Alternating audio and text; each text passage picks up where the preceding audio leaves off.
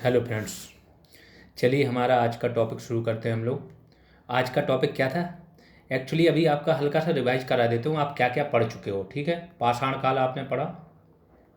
इसके बाद पाषाण काल के अंदर 3 काल थे, पुरापाषाण, मध्य। पुरापाषाण काल के भी 3 पार्ट थे। ठीक है, पाषाण, पुरापाषाण, मध्यपाषाण और नवपाषाण। 3 काल पढ़ चुके हो। पुरापाषाण काल के अंदर भी 3 थे, निम्न, मध्य, उच्च। ठीक है, निम्न, मध्य, उच्च। इसके बाद आपकी आई थी हड़प्पा सभ्यता। हड़प्पा सभ्यता के बाद वैदिक युग। वैदिक युग में 2 काल थे, ऋग्वैदिक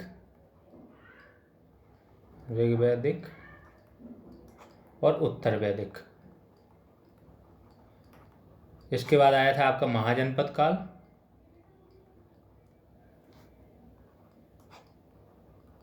इसके बाद आया था आपका मौर्य काल। ये सारे कालों की बात हो रही है, इनके अंदर जितने शासक वंशावली, जितनी शब्दावली, आर्थिक, सामाजिक, सांस्कृतिक विशेषताएं, सब कुछ हम लोग A to Z डिटेल में पढ़ चुके हैं। उनकी उपाधियां, युद्ध। जिन लोगों ने नहीं देखा वो जाके देखें, उनका सारा एंशियंट का कॉन्सेप्ट क्लियर हो जाएगा। मौर्य काल के बाद हम लोग पढ़ चुके हैं मौर्योत्तर काल। मौर्योत्तर काल में जब मौर्य काल समाप्त होगा उसके बाद के काल को बोलते हैं मौर्योत्तर काल, जिसमें शुंग, कर्ण वंश से लेके कुषाण, कनिष्क, सातवाहन, ये सारे वंश पढ़े थे हम लोगों ने। मौर्योत्तर के बाद आपका आता है गुप्त काल। गुप्त काल हम लोग A to Z पूरा पढ़ चुके हैं। उसकी साहित्यिक, सांस्कृतिक विशेषताएं, शासक, वंशावली, किसने क्या किया, चंद्रगुप्त प्रथम, द्वितीय, विक्रमादित्य, सबके बारे में। अब गुप्त काल के बाद जो आपका अगला टॉपिक है वो आपका है, एक हम लोग शासक के बारे में पढ़ चुके हैं, हर्षवर्धन, जो इम्पोर्टेंट था, पुष्यभूति वंश का। इसके बाद अगले इंपॉर्टेंट 3 टॉपिक हैं आपके। एक वंश है राष्ट्रकूट, जो कि दक्कन में था। दूसरा है गुर्जर प्रतिहार, जो कि मालवा के थे। मालवा मतलब ये आपका महाराष्ट्र का मालवा का जो पठार है। और तीसरा आपका था पाल वंश, जो आपका बंगाल और बिहार में होगा, है ना। इन 3 वंशों के बारे में अभी हम लोग नेक्स्ट वीडियो में पढ़ेंगे। इनके बाद में इन तीनों के बीच में क्या होगा, त्रिपक्षीय संघर्ष होगा। आपस में ये तीनों लड़ेंगे, कभी ये इस पे आक्रमण करेगा, कभी ये इस पे करेगा, कोई जीतेगा कोई हारेगा, उसके बारे में। तो अभी इस वीडियो हम लोग 2 वंशों के बारे में मेनली पढ़ेंगे, गुर्जर प्रतिहार, पाल वंश, 1-2 और छोटा वंश होगा तो उसको देख लेंगे। राष्ट्रकूट वंश क्योंकि दक्कन में था, दक्कन महाराष्ट्र कर्नाटका का क्षेत्र आता है, तो वहाँ पे था। तो इसको हम लोग क्या करेंगे, राष्ट्रकूट को दक्षिण भारत का जो इतिहास पढ़ेंगे, दक्षिण भारतीय इतिहास, उसमें ले लेंगे। दक्षिण भारतीय इतिहास में क्या आ जाएगा आपका, संगम काल आ जाएगा। इसके बाद आपका चोल वंश आ जाएगा, चालुक्य वंश आ जाएगा। हल्का सा आपका वंश है, कौन सा वंश है हल्का सा, पुलकेशिन द्वितीय वाला चालुक्य वंश, ये हल्का सा है। पल्लव वंश आएगा जो डिटेल में आएगा, महाबलीपुरम वगैरह, है ना, महेंद्र वर्मन, नरसिंह वर्मन। तो ये 4 टॉपिक ये आपके आ जाएंगे, 1 या 2 वीडियो में ये हो जाएंगे सारे। दक्षिण भारत खत्म, इस वीडियो में आपका गुर्जर और पाल हो जाएगा खत्म। तो चलिए हम लोग शुरू करते हैं गुर्जर प्रतिहार के बारे में। क्या है गुर्जर प्रतिहार? पाटलिपुत्र के स्थान पर ये क्या करेंगे, कन्नौज को राजधानी बनाएंगे। क्या होता है ना, इन तीनों के बीच में त्रिपक्षीय संघर्ष होता है। जैसे मैंने बताया, गुर्जर प्रतिहार, पाल वंश और आपका राष्ट्रकूट वंश। गुर्जर प्रतिहार की तरफ से कौन रहेगा, वत्सराज रहेगा। पाल वंश से धर्मपाल दूसरे नंबर का शासक, और राष्ट्रकूट वंश का रहेगा आपका ध्रुव। ये जब 3 शासकों के बीच में युद्ध होगा, त्रिपक्षीय संघर्ष, बार बार युद्ध होगा, कभी ये इसको हराएगा, कभी उसको हराएगा, इसके बारे में डिटेल में बात करेंगे। लास्ट में क्या होगा, गुर्जर प्रतिहार अंततः विजयी होते हैं और ये क्या करते हैं, राजधानी किसको बनाएंगे, कन्नौज को। अधिकांश इसके शासक जो थे, अधिकांश शासक राजपूत रहेंगे। इस वंश का संस्थापक, ये ध्यान रखना, जो आपके छोटे एग्जाम्स होते हैं उनमें तो इतना ही इनफ है, आपसे संस्थापक पूछ लेगा या अंतिम राजा पूछ लेगा, बस उपाधि पूछ लेगा या कोई एक युद्ध पूछ लेगा। तो संस्थापक जरूर ध्यान रखना, हर उस वंश का मैं संस्थापक बता के चल रहा हूँ आप लोग को। तो इस वंश का संस्थापक था हरिश्चंद्र। नागभट्ट प्रथम वास्तविक संस्थापक था। तो मैंने बोला एक होता है संस्थापक, दूसरा होता है जो उसको वास्तविक स्थापना करता है, वास्तविक रूप से एक बड़ा साम्राज्य बनाता है, उसको बोलते हैं वास्तविक संस्थापक। इसकी जानकारी मिलती है ग्वालियर अभिलेख से। ग्वालियर में एक अभिलेख था, वहाँ से इसकी जानकारी मिलती है। अगले टॉपिक पे आते हैं, वत्सराज। इनके बारे में बात की है। त्रिपक्षीय संघर्ष होता है, उसमें ये भाग लेता है। किसका? गुर्जर प्रतिहार का वंश का ये शासक रहता है। तो ये कि एक नाम ही है इम्पोर्टेंट कि त्रिपक्षीय संघर्ष में गुर्जर प्रतिहार वंश से किसने भाग लिया था, तो ये फैक्ट एक आ जाता है। अगला इम्पोर्टेंट शासक है ये महेंद्रपाल। तो इसके बारे में क्या इम्पोर्टेंट फैक्ट है? इसके राज्य में प्रसिद्ध विद्वान राजशेखर रहते थे। राजशेखर नामक एक विद्वान थे जो इसके राज्य में रहते थे। क्या करते थे वो? उन्होंने कुछ कृतियाँ लिखी हैं, ठीक है। राजशेखर की कृतियाँ क्या क्या हैं? कर्पूर मंजरी, काव्य मीमांसा, बाल रामायण, बाल भारत। ये चारों जो रचनाएं हैं इनकी हैं। बहुत फेमस विद्वान थे, इनके दरबार में थे। तो ये डायरेक्ट फैक्ट आ जाता है कि राजशेखर किस वंश के, किस शासक के काल में थे। तो यहाँ पे आपका गुर्जर प्रतिहार का इंपॉर्टेंट चीज़ें खत्म। अगला वंश आता है आपका पाल वंश। तो ये सारे वंशों की स्थापना कब हुई है? सारे वंशों की स्थापना 700 ईस्वी के बाद हुई है। कोई 750 में, कोई 750-52 में, और कोई 720-30 के आसपास। तो पाल वंश ने कब स्थापना हुई? पाल वंश की 750 से 1000 ईस्वी। क्या होता है? इस शशांक के बारे में मैं पहले बता चुका हूँ, थोड़ा सा और डिटेल देता हूँ। शशांक था, गौड़ वंश का शासक था, बहुत ही निर्दयी था। अब व्यवस्थाएं फैल गई थी, ठीक है। इसकी मृत्यु हो जाती है शशांक की। इसकी जब मृत्यु हो जाएगी, इसके बाद बंगाल में अव्यवस्था फैल जाएगी। तो बंगाल के लोग सामने से निर्वाचन करेंगे गोपाल का। तो ये वन ऑफ द मनोनीत शासक था या निर्वाचित शासक, वो इसको चुनेंगे, इसको बोलेंगे तुम शासन करो और ये अव्यवस्था को दूर करो। तो सोचो हमारे यहाँ कब से लोग मनोनीत या शासक बनने लगे थे निर्वाचित होकर? 750 ईस्वी के आसपास से। तो बंगाल में शशांक की मृत्यु के बाद अराजकता, अतः लोगों ने क्या किया? गोपाल का चुनाव कर लिया। बौद्ध धर्म का ये अनुयायी था गोपाल। पाल वंश के जितने भी शासक हैं अधिकतर क्या होंगे? बौद्ध धर्म के अनुयायी होंगे। और बहुत काम हुआ ये बीपीएससी वाले जितने भी लोग हैं, चाहे प्री के लिए और चाहे आपके मेंस के लिए। प्री में क्या काम आएगा? प्री में इसका एक एक फैक्ट आएगा काम आपका। सारे पाल वंश के जितने 4 मेन शासक थे, किसने क्या राजधानी बनाई, कौन सा महाविहार, और जो भी आपके मेंस वाले हैं उसमें पाल कला के बारे में पूछ लेता है। तो ये सब कुछ इंपॉर्टेंट है बीपीएससी वालों के लिए तो है ही, और बाकी जो भी एग्जाम दे रहे यूपी पीसीएस बंदर होगा इनके लिए तो बहुत इंपॉर्टेंट है। तो सब लोग इसको ध्यान से सुनो। इसने क्या काम किया? बिहार में ओदंतपुरी महाविहार का निर्माण कराया। ओदंतपुरी महाविहार मैंने बताया कि यहाँ पर रहने का भी स्थान रहेगा, पढ़ने का भी स्थान रहेगा। और नालंदा में मंदिर का निर्माण कराया। तो बिहार में नालंदा जो है वहाँ पे इसने क्या कराएगा? मंदिर का निर्माण कराएगा। ये ओदंतपुरी भी राजगिरी की पहाड़ियों पे था, तो इसी के पास में ही है नालंदा के। धर्मपाल के बारे में जान लेते हैं। ये सबसे समझो फेमस था इस वंश का शासक। गुजरात का एक कवि था, गुजराती कवि सोड्डल। इन्होंने इसके बारे में बोला था कि ये उत्तरापथ का स्वामी था। इसके पहले उत्तरापथ का स्वामी कौन था? कनिष्क। कनिष्क ने उत्तरापथ पे आक्रमण कर लिया था, चीन तक आक्रमण कर लिया था उसने, है ना। तो उत्तरापथ का स्वामी कौन था? सोड्डल नहीं, उत्तरापथ का स्वामी था आपका धर्मपाल, और किसने बोला था? गुजराती कवि जो है सोड्डल। विक्रमशिला और सोमपुरा महाविहार का निर्माण किसने कराया था? धर्मपाल ने। नालंदा विश्वविद्यालय को 200 गांव दान में दिए थे, किसने? ये बहुत इंपॉर्टेंट फैक्ट है, धर्मपाल ने। इसका निर्माण कौन कराएगा? कुमारगुप्त। नालंदा का निर्माण कराएगा कुमारगुप्त, जिसको बोलते थे महेंद्रादित्य, और 200 गांव दान में देगा इसको कौन? धर्मपाल। देवपाल के बारे में जान लो, तीसरा शासक रहेगा ये, 3rd नंबर का। ये क्या? जावा और सुमात्रा का शैलेंद्र वंशी शासक था। क्या नाम था उसका? बालपुत्र देव।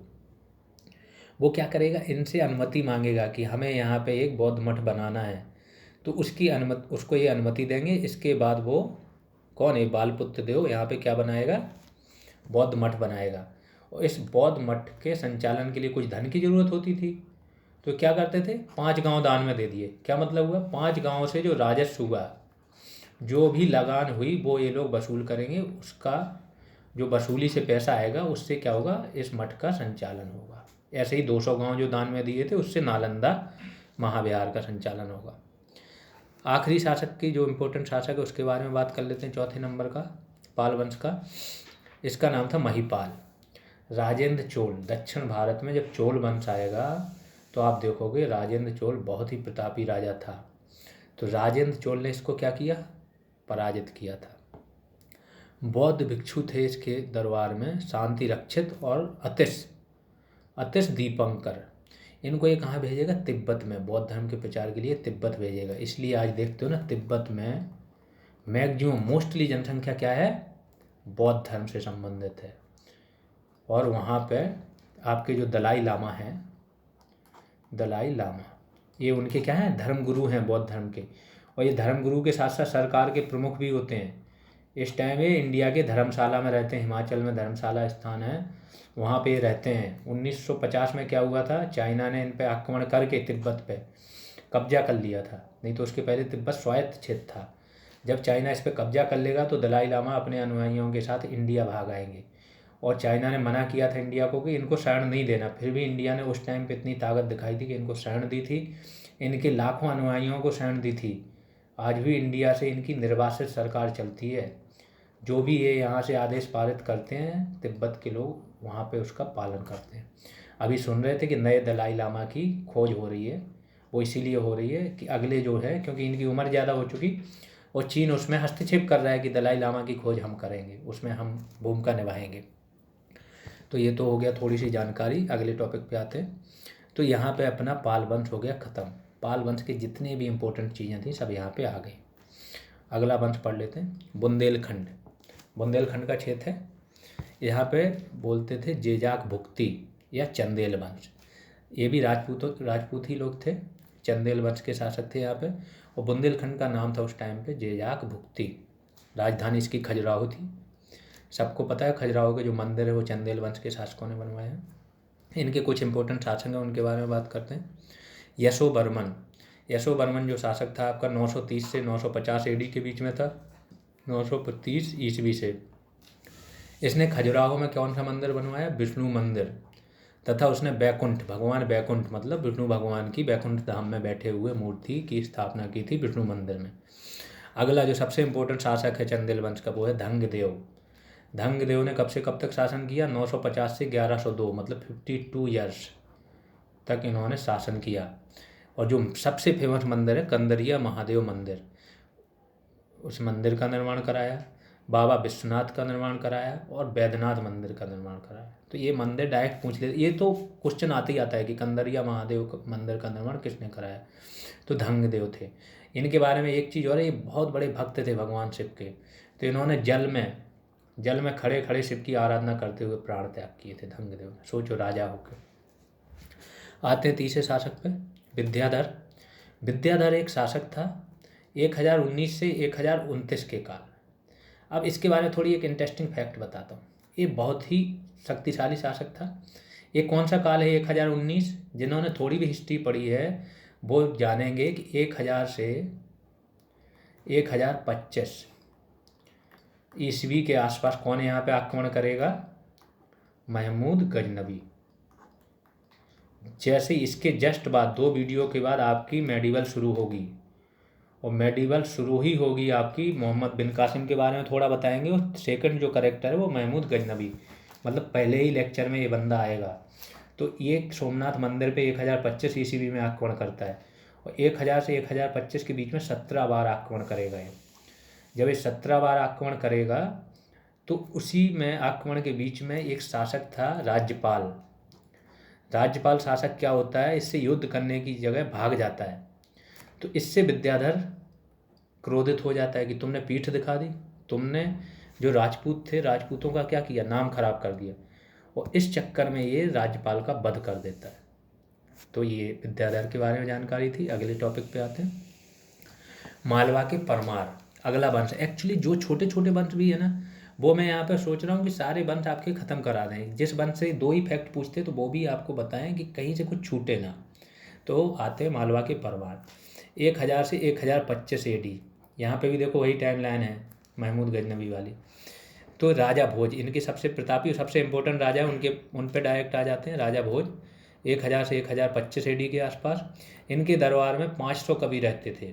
सोचो, कविराज की इनकी उपाधि थी, कविराज की। पुस्तकें इनकी पूछ लेते हैं, पुस्तकें ध्यान से सुन लेना। आयुर्वेद सर्वस्व करके एक पुस्तक लिखी इन्होंने, जो आयुर्वेद से संबंधित है। सबको पता है कि स्वास्थ्य से संबंधित है, चिकित्सा से।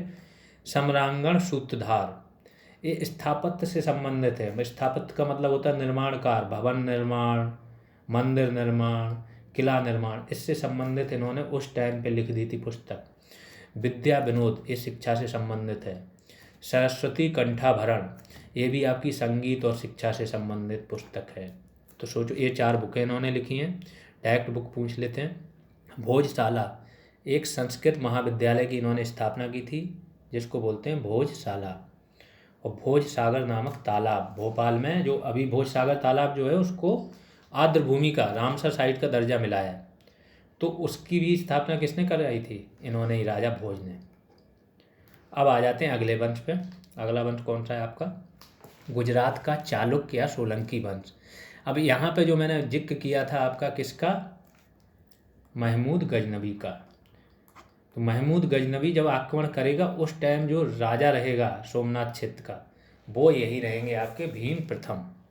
तो इनके बारे में चर्चा करते हैं। इसके संस्थापक का नाम जान लो, मूलराज था।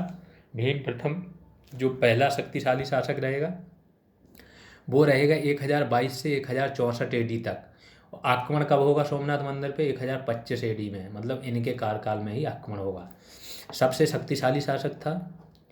1025 में इसके काल में महमूद गजनवी का आक्रमण होगा। गजनवी ने सोमनाथ मंदिर को लूटा और तोड़ दिया था। गजनी करके, कहाँ से आया था? गजनी से, इसलिए उसका नाम गजनवी। गजनी आपकी थी मध्य एशिया, अफगानिस्तान में, खासतौर से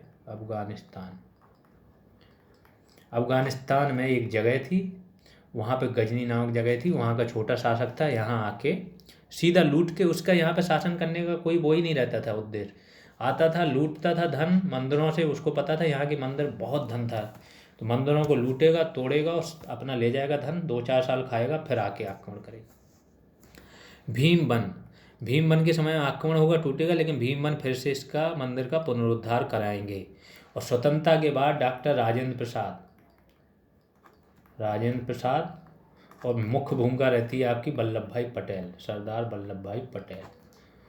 ये 2 लोग मिलके फिर से सोमनाथ मंदिर, जो आज का वर्तमान का है, सरदार वल्लभ भाई पटेल और राजेंद्र प्रसाद जी मिलके बनवाते हैं। तो ये भी एक करंट का फैक्ट आ गया आपका। अब इनके बारे में जो एक और इम्पोर्टेंट फैक्ट है, इनके सामंत थे, भीम प्रथम के सामंत थे विमल साय। इन्होंने माउंट आबू, अगर किसी ने सुना हो, कोई गया हो, तो वहाँ पे दिलवाड़ा जैन मंदिर है, एक वाइट कलर का। तो दिलवाड़ा जैन मंदिर का निर्माण किसने कराया था? विमल साय ने, आबू पर्वत पे। और दिल्ली, अब थोड़ा एक फैक्ट आ जाते हैं, ये क्वेश्चन डायरेक्ट पूछ लेते हैं। दिल्ली पे देखो, लोगों को लगता है कि दिल्ली पे पृथ्वीराज चौहान का शासन था सबसे पहले, पृथ्वीराज चौहान। तो लोगों को लगता है चौहानों ने सबसे पहले दिल्ली पर शासन किया। नहीं, दिल्ली पे सबसे पहले शासन किया तोमरों ने। उस टाइम दिल्ली का नाम था ढिल्ली का। ये फैक्ट मैं पहले भी बता चुका हूँ, फिर से सुन लो कि रिवीजन हो जाएगा। और उसके बाद चौहानों ने सत्ता संभाली। पृथ्वीराज जिसका नाम सुनते हो, वो पृथ्वीराज तृतीय है। तो यहाँ पे आपके ये सारे वंश हो गए ख़त्म। जो लोग भी नए हैं, वो पुराने वीडियो जाके देखें, उनको सारी जानकारी मिल जाएगी A to Z।